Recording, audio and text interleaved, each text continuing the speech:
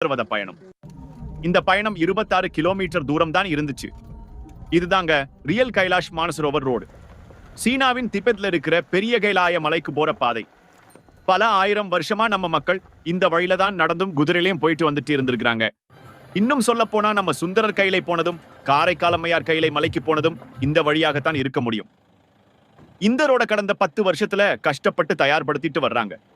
மலைகளை எல்லாம் உடைச்சு ஓடைகளை மறிச்சு இப்போதைக்கு ஜீப் உள்ளிட்ட வாகனங்களும் ராணுவ வண்டிகளும் போயிட்டு வர்ற அளவுக்கு பண்ணி இருக்கிறாங்க.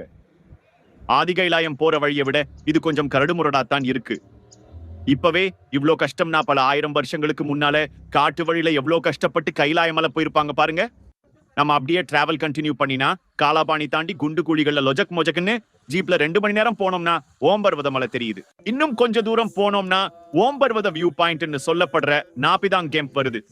அங்க இருந்து ஓம்பர்வத தரிசனம்